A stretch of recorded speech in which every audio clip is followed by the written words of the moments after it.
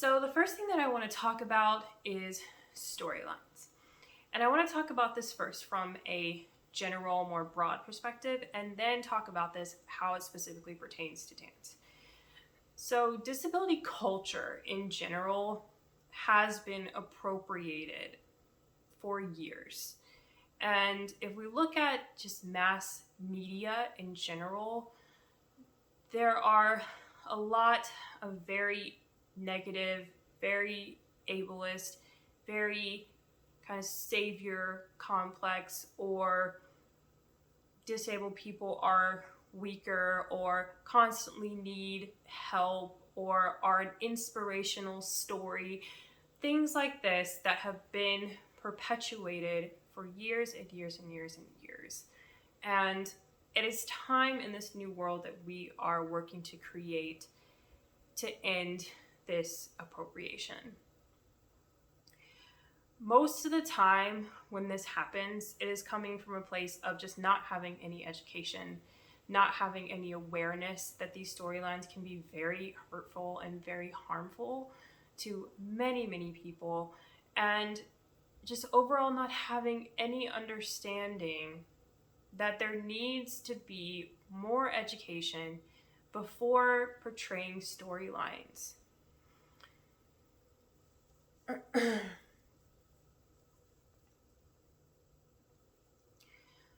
So to bring this more focused in terms of how this pertains to dance, this is something that translates from the greater world into a lot of storylines that are present in dance choreography. So just to give some examples, if we look at, for instance, So You Think You Can Dance, there have been storylines about blindness. There have been storylines involving cancer. There have been quite a few different storylines that have dealt with illness or disability. And that's not to say that these dances were all appropriation necessarily, but it's just to give you all an idea of how this resonates within mainstream media with dancing. And herein lies the same issue of that a lot of times these dancers are choreographed without the proper knowledge, without the proper understanding, without the proper dismantling to be able to tell these stories authentically. And that's where things can become really hurtful and really harmful. And that's what needs to change for the future of dancing. And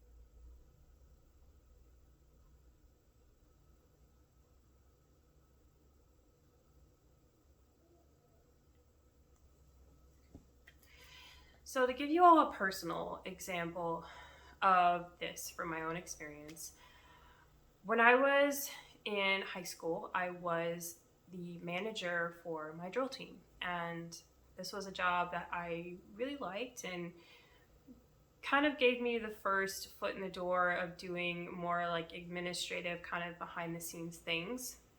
And was ableism an issue? Absolutely, but that's a story for another day. But after I graduated, I was contacted by my drill team director at the time, and she told me that she was choreographing a dance that was about living in a world of black and white, and that was inspired by one of my conditions, which is complete color blindness. And at the time, I felt very honored by it, and I loved and appreciated the fact that I had left such a strong impression, and that this creative piece was a result of that. And I still feel very touched by that and appreciative of that. And also creating work about another person's disability without having the complete knowledge, the complete understanding, and also without involving them in the process is still incredibly ableist and is something that should not be done. This is the point where intention does not ever outweigh impact. You may intend to create a storyline, create this piece about someone else's disability to bring awareness. But at the end of the day, trying to bring awareness about something that you don't understand, that you don't have the full education of, can be incredibly harmful and is inherently ableist. And I know that this may be something that may be hard to hear, and I don't say this to be critical or judgmental of anyone's character. I am truly just speaking to that choreographing about something that you don't have the experience, you don't have the education with, can end up having the opposite effect that you are wanting it to. And this is the reason for that. So I say all of this to help you understand that if you're passionate about a storyline that is involving a specific disability, especially if it's involving a disability of someone that you know, I would highly suggest that if this is what you want to do, that you need to do your research. You need to have conversations with people who have this disability, especially if this is someone that you know. Involve them in the process somehow. If that's just conversations, if that's bringing them to rehearsals, whatever it is, so that you can have the knowledge that the message that you are trying to convey, that the storyline that you are telling is accurate and is not harmful. Because at the end of the day, we don't want our artwork to cause harm. Or at least that's what I would assume that most artists are not wanting to do with their art. And there's a big misunderstanding in terms of that these storylines that are often meant to bring some type of awareness can end up doing the complete opposite. So please, if you are going to do storylines involving disabilities, chronic illness, whatever it may be, do your research, have conversations, make sure that you are not just doing this without any type of education and knowledge to support your storyline. If there is not a willingness to do the necessary work to make sure that your choreography isn't harmful, my advice is to not do it at all.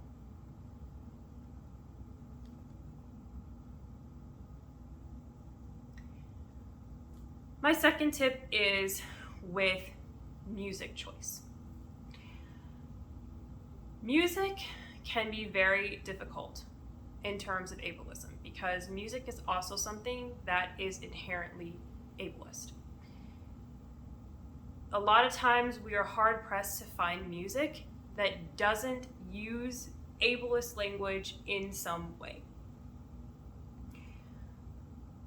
That's why it's important that when you are choosing music,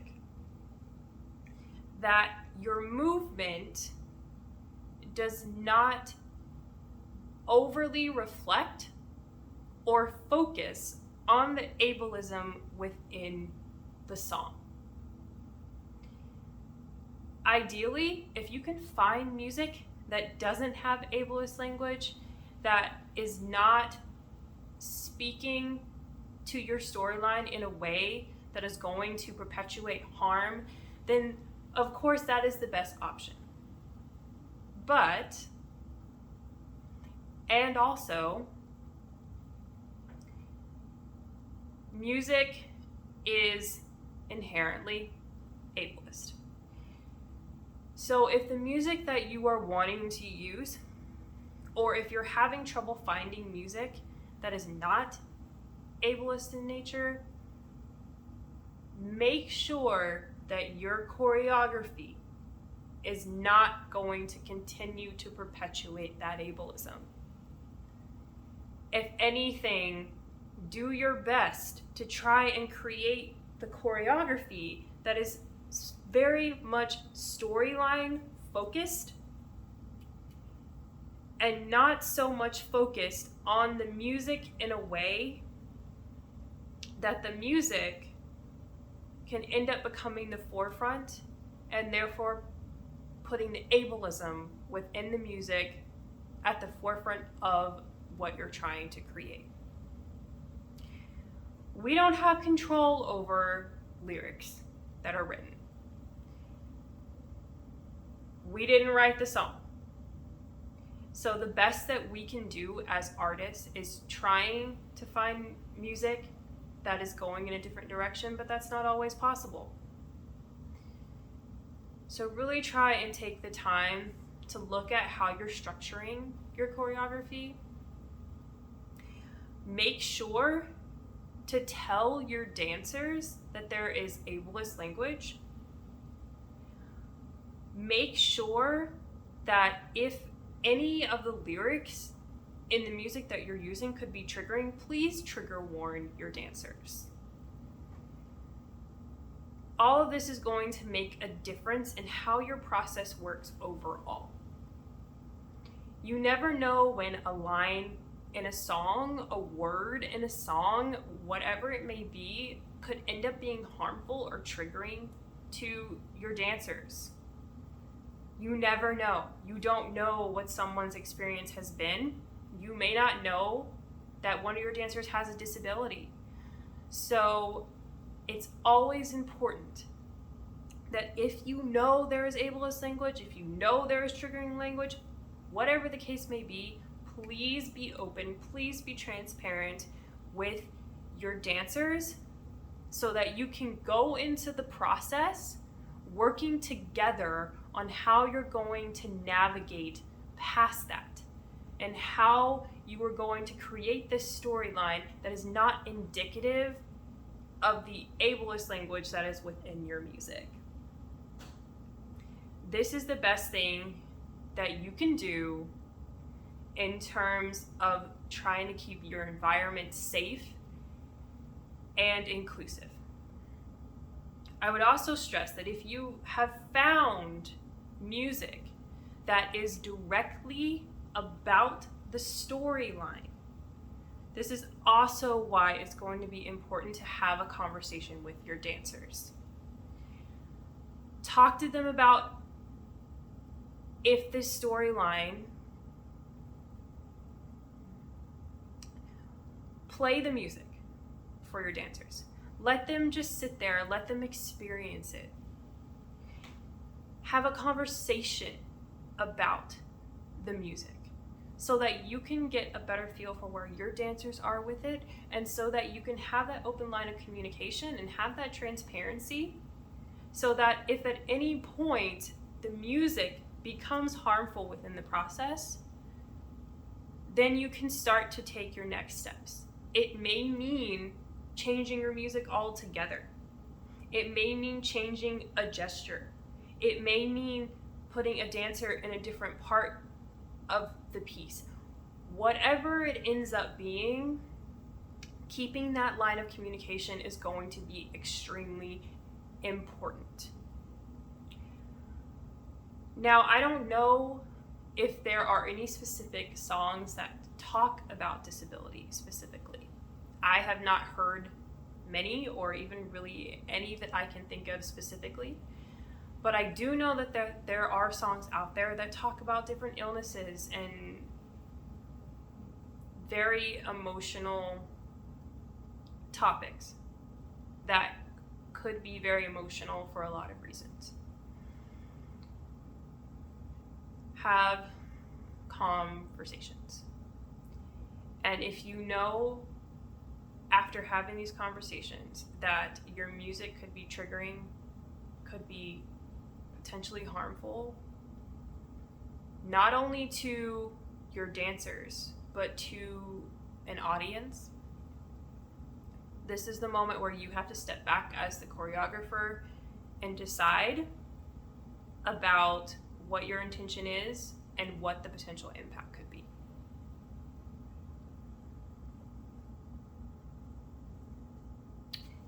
My next tip is about gestures.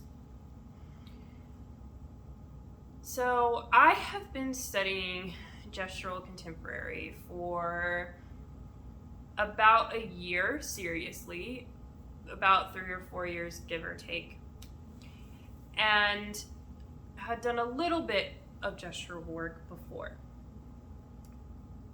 I don't. Okay. So I myself have been working in gestural contemporary. I don't want to say working, but I myself have been studying gestural contemporary for the past 4 years, seriously the last year and a half. And when we get into gestures, it's very important to pay attention to how gestures can be ableist, can be offensive, can be harmful for a multitude of reasons.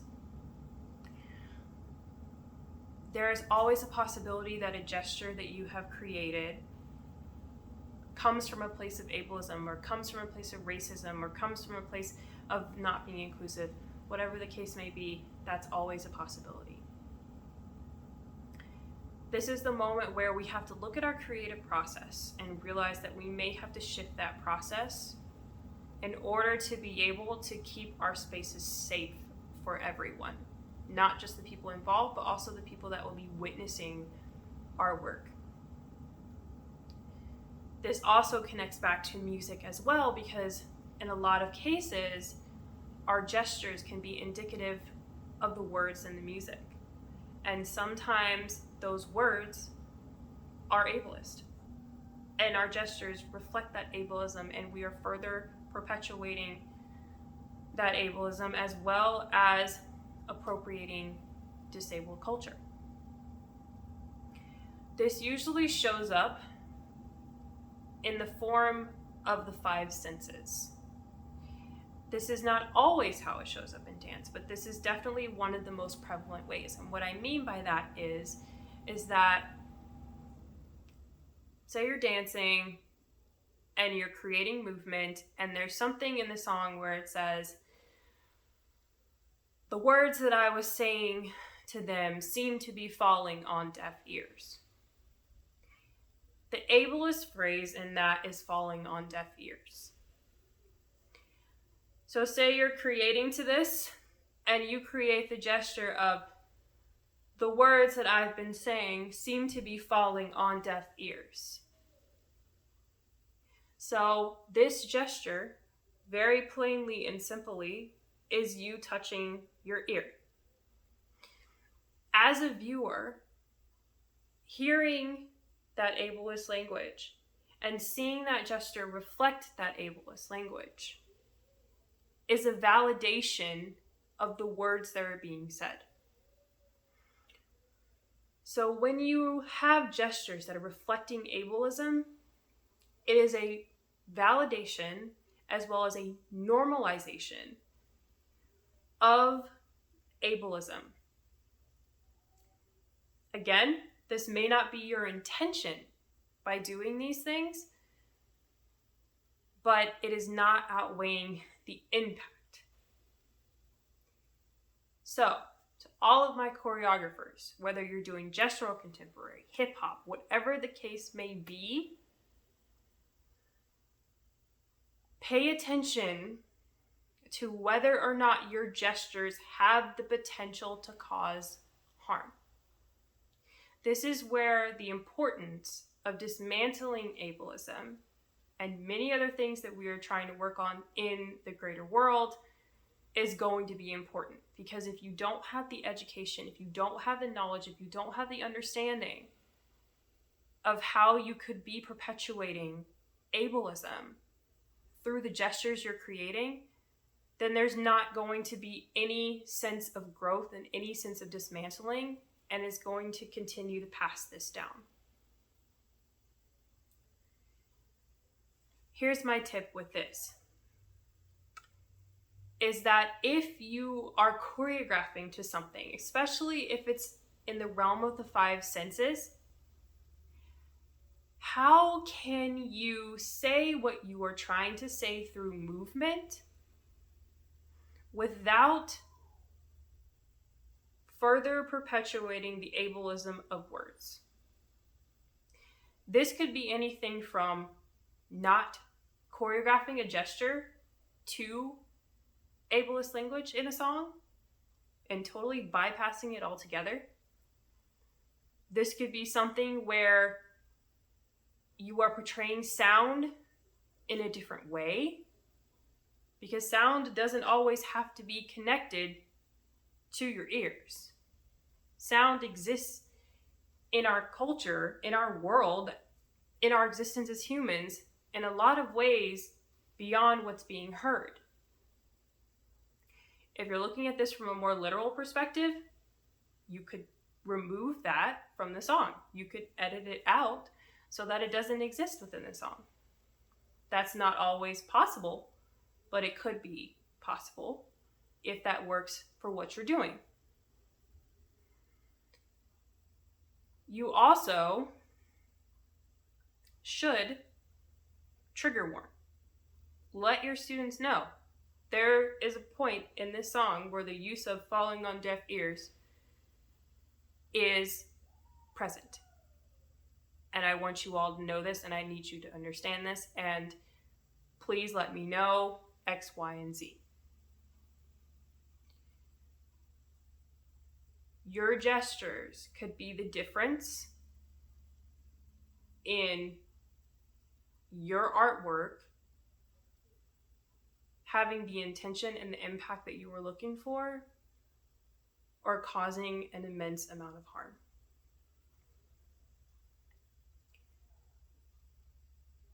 I would highly suggest that if you are choreographing to a song and you know that there's ableist language in it, to avoid putting a coinciding gesture to it, if at all possible. Because again, this is validating and normalizing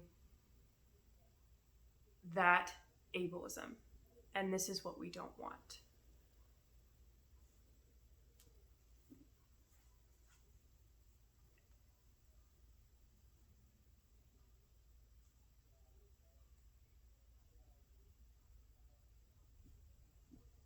My next tip is for costuming. Now, this is probably one where you're thinking, what on earth could costuming have to do with appropriating ableism and disabled culture? A lot. More often than not, we need costumes in dance to be able to further express our narrative or whatever the storyline is that we are trying to portray. And there are many storylines that I have witnessed that have appropriated disability because the only way to be able to help an audience understand what is happening is by making the unseen be seen. And this is ableist in of itself. It's further perpetuating that it needs to be seen to be able to be understood or to be able to be believed. And this is a huge, huge problem. not just in dance, but in society in general. And this is when dance falls into the ableism of the visual, that dance is a visual art form, when in fact it is much more than just a visual art form. And there are other ways to be able to help an audience understand what you are talking about, what you're trying to say, without having to appropriate culture with the costume. To give some examples of this, and I actually have a very recent example of this, which is blindfolding. I have witnessed many dances that utilize blindfolding to express something that is, of course, unseen or not communicated, or to show some type of degree of difficulty, because now that I can't see you, but we're doing this visual art form, look at this, look how amazing this is. Again, do I think the intent of this was to perpetuate blindness? Do I think the intention of this was to appropriate blindness? No, absolutely not. Is it appropriating blindness? Yes, absolutely. Blindness itself is a spectrum.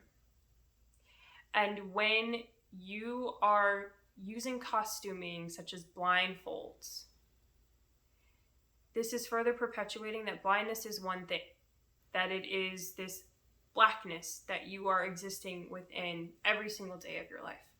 And this is just simply not true. This is not even true for people who are totally blind. But especially for people like me who are legally blind or visually impaired, this further perpetuates the misunderstanding that we are on a different spectrum within the spectrum of blindness. So this is what you are saying with using things like blindfolds, even if it's not your intention.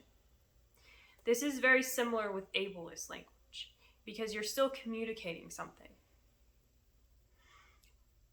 My go-to explanation with ableism is that, ableist language rather, is that how can you say what you were trying to say without defaulting to ableist language? And it is the same thing with speaking through choreography. How can you explain that something is unseen without having to incorporate a blindfold? It is possible to do these things. To give another example, I had a friend who was in a similar situation that I was, with a piece being choreographed about their disability, and their disability is a unseen chronic illness. So to make it seen, digestible for the greater masses, a particular costume piece was used so that people could be able to understand what was going on. This is also very ableist, because again, you're taking invisible illness and saying that this can only be understood by a piece of a costume for you to understand that. And also, yet again, another storyline that is being used absent education, absent permission of the person that it was about. And these are things that cannot continue to happen.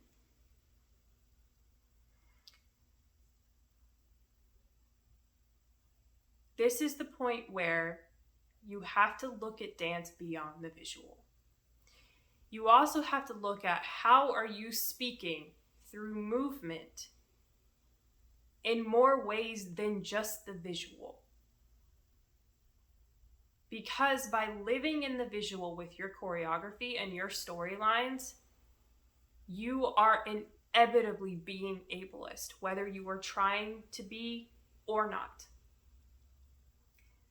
when it comes to costuming and your storylines, you have to focus on what is the costume saying all on its own, as well as what is it saying with the storyline, with the music, all of these things. Because if one of those things is ableist, everything is ableist. I want to say that one more time. If one of those things is ableist, be it the costume, the music, the choreography, everything is ableist, whether you want it to be or not.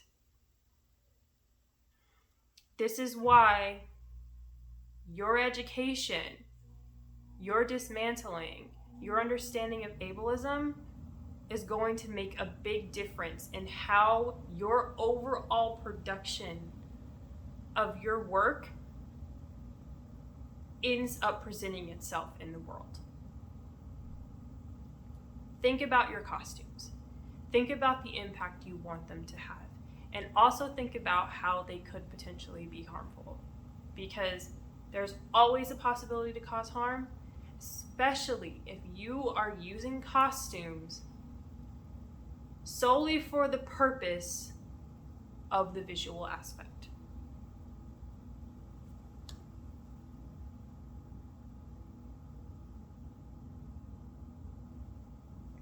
My next tip is about assumptions.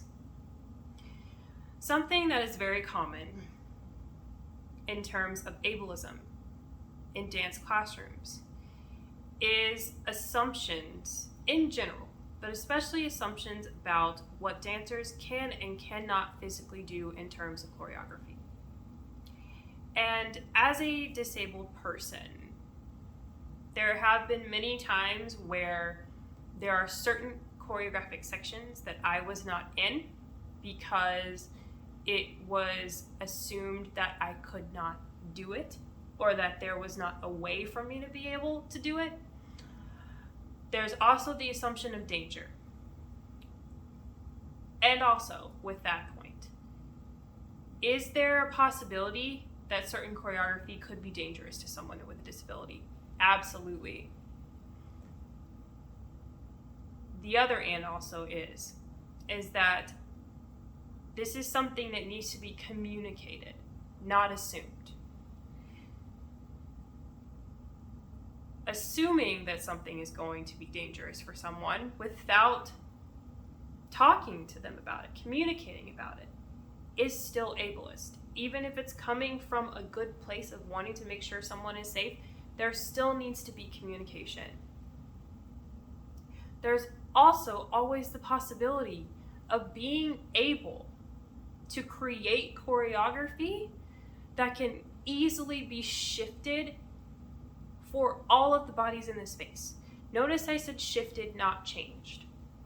Because I'm not talking about, oh, you can't do this movement, so let's change it to this to make it easier. That's what I'm not talking about, because that is also ableist. What I'm saying is,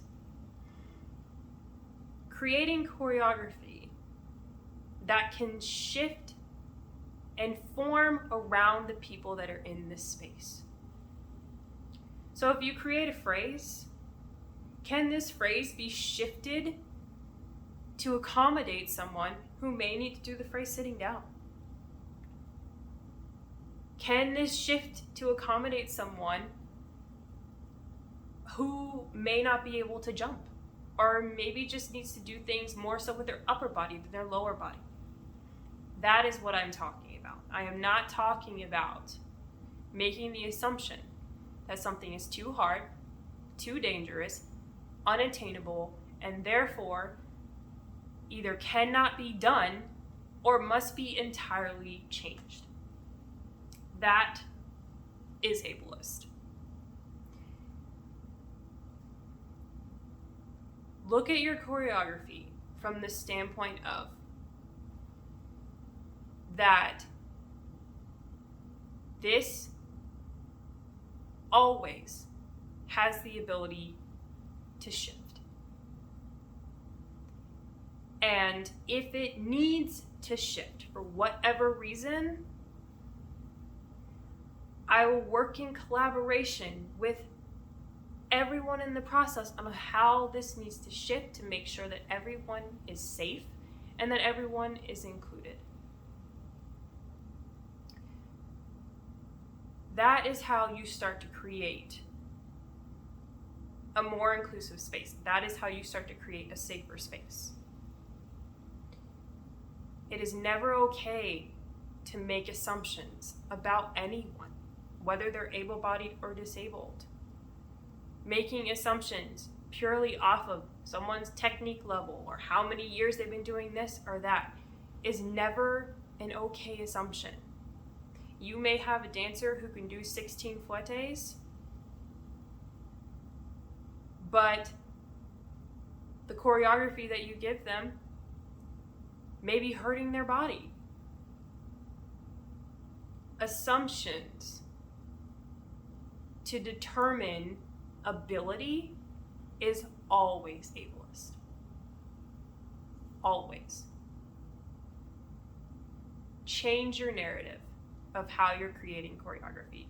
Change your narrative in terms of how your space is inevitably going to shift based off the people that are in it. Creating a space that does not shift is creating a space that is only made for your image. You cannot have an accessible space where you are expecting yourself back at you. That's not accessibility. That's ableism.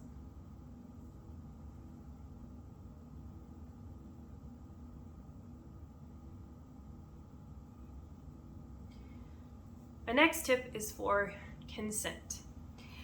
This is something that I've talked about in many previous videos. So this is something that I've talked about in many previous videos, and I would highly recommend you to go look back at those, because consent is something that does not exist in the dance community in the way that it should. And this is something that is problematic for a multitude of reasons, not just accessibility. But for the sake of this video, I want to talk about how this also perpetuates harm in terms of ableism. Consent should always live in your space. Whether you're teaching, whether you're choreographing, whatever it is, consent should be in your space. Having consent in your space is going to teach consent to the next generation. It's also going to teach consent to you and to anyone around you. When we start to talk about consent in terms of accessibility, having the consent of someone in terms of what they need, what works for them, what doesn't work for them, what they do and don't like, could be the difference in causing harm. And this is what we're trying to change in this new world. Consent is important. Consent is how we respect boundaries, how we respect each other. And there should be open communication about consent at all times. A good example of when this doesn't exist that I want to go back to is the example of the dance that was made about me, as well as my friend. Consent was not given on whether or not we wanted these pieces to be created about us. It was a thing where we just found out, hey, this piece is being created about you. Or, hey, you're going to dance this dance about your disability because we want to inspire people. No, that's not consent. And regardless to the intention being to spread awareness, this was still done with the absence of education. And it was still done with the absence of consent. If you ever want to choreograph a storyline about someone's disability, you must ask for consent. Period. Creating a storyline about someone's disability without their consent